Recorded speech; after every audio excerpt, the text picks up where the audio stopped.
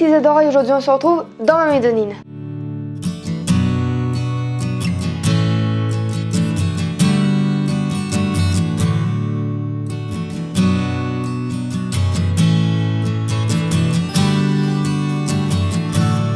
Si on se retrouve dans ma mezzanine, ça veut dire qu'on va parler livres, mais on va pas parler livre pâle ou livre avis de lecture. Aujourd'hui, nous allons parler de comment lire un livre sans l'abîmer, comment lire un livre correctement. Ça peut paraître idiot ou totalement débile pour certaines personnes, mais je connais beaucoup de personnes qui pensent savoir lire un livre, mais s'ils voient cette vidéo, en fait, ils vont se rendre compte qu'ils ne savent pas du tout lire un livre, qu'ils l'abîment extrêmement beaucoup. Donc j'ai listé 5 points, voilà, donc c'est parti.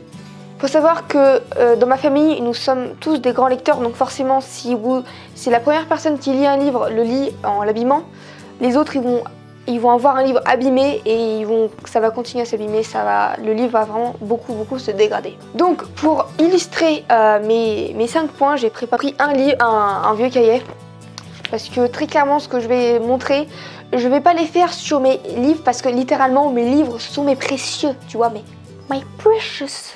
Précieux. Si vous avez reconnu la référence, dites-le moi dans les commentaires.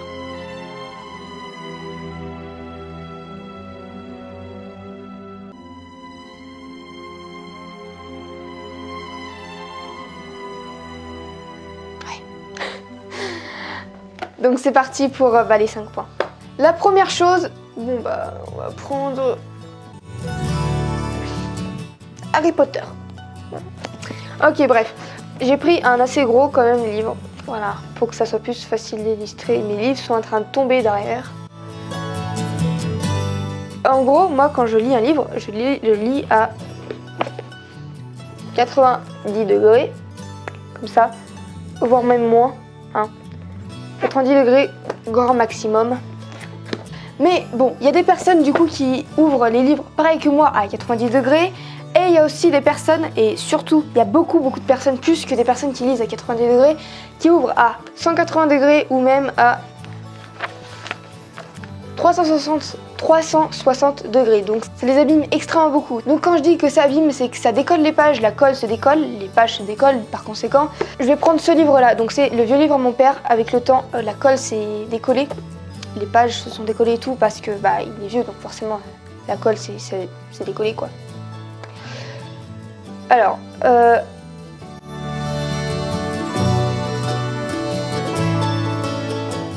s'est totalement décollé, mais il est très vieux donc c'est normal. Si tu ouvres beaucoup trop tes livres, tous tes livres vont finir comme ça, à savoir que lui il est très vieux, du coup ça paraît un peu logique qu'il soit abîmé. Mais si tu achètes un livre et tu ouvres à 360 degrés, tous tes livres vont être comme ça alors qu'ils ont même pas un an. Vraiment, fais pas ça, ça les abîme vraiment beaucoup. Par la suite, je vais toujours prendre mon cahier. Beaucoup de personnes n'utilisent pas des marque-pages comme tout le monde. Ouais, voilà, des marque-pages. Moi j'ai des marque-pages comme ça. Si t'as pas de marque-page, tu utilises un post-it, un morceau de papier, n'importe quoi. Je suis sûre à 100% que tu as quelque part un morceau de papier. Les personnes qui ont la flemme d'aller chercher un morceau de papier ou juste de retenir en fait le numéro de la page, ils font ça.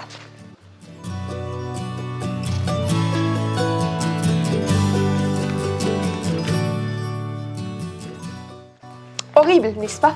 Oui, ils cornent les pages. Alors, si tu fais ça, arrête très sincèrement de faire ça. Ça les abîme pour rien. Surtout, je suis persuadée que tu as quelque part un morceau de papier, quoi.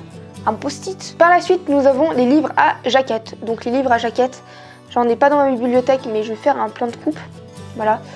Par exemple, j'ai pris exemple là sur le Hunger Games, le dernier Hunger Games. Donc, la balade du serpent et de l'oiseau moqueur. Ou à l'inverse, je sais plus. Bref, oui, celui-là.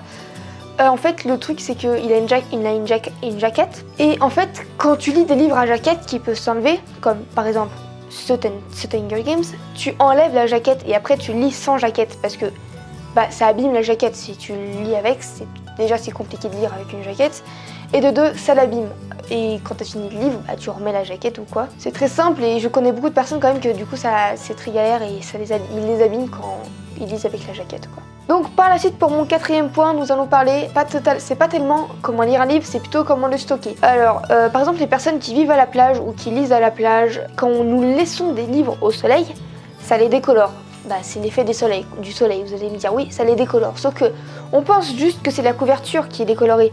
Sauf que si ça décolore les couvertures, ça veut dire que ça fait aussi durcir l'école. Ça fait vieillir l'école trop vite. Du coup, la durée de vie des livres sont beaucoup plus basse que la norme. Ça les abîme. Il suffit juste de pas stocker ces livres au soleil, voilà, c'est tout. Et pour mon dernier point, alors c'est pas très glamour, j'avouerai, mais faut en parler parce que très clairement, c'est pas bien de faire ça, quoi. C'est dégueulasse. Désolé pour le mot, mais c'est dégueulasse. Dans ce point, je vais parler des personnes qui lisent aux toilettes. Oui, c'est pas du tout glamour. Ouais. Donc imaginons, t'as un ami ou une amie qui te prête un livre. T'aimerais pas qu'elle l'ait lu dans les toilettes, n'est-ce pas? Aux toilettes, n'est-ce pas? Ouais, on est d'accord. Imaginons, tu prêtes un livre à quelqu'un, tu veux pas qu'il le lise dans les toilettes, non? Enfin, aux toilettes. Non, voilà. C'est très clairement dégueulasse. Désolé pour le mot, hein, mais c'est très clairement dégueulasse de lire les livres aux toilettes. Donc pour récapituler, n'ouvre pas plus de 90 degrés tes livres, t'as pas besoin d'ouvrir plus. Ne corne pas tes pages, utilise des marque-pages. Quand tu lis un livre avec une jaquette, enlève la jaquette et après remets-le quand tu auras fini de lire le livre. Ne laisse pas tes livres au soleil, ne les stocke pas au soleil, ça les abîme. Et ne lis pas les livres aux toilettes. Donc c'est tout pour cette vidéo, j'espère qu'elle t'aura plu. Si elle t'a plu, n'hésite pas à lâcher un petit pouce bleu, à la commenter et à la partager. Abonne-toi à ma chaîne YouTube, clique sur la petite cloche pour recevoir une notification quand je sortirai une nouvelle vidéo. Et va faire un tour sur mon Instagram Isadora du Costa Rica. Et sur ce, je te dis à bientôt dans une prochaine vidéo. Salut!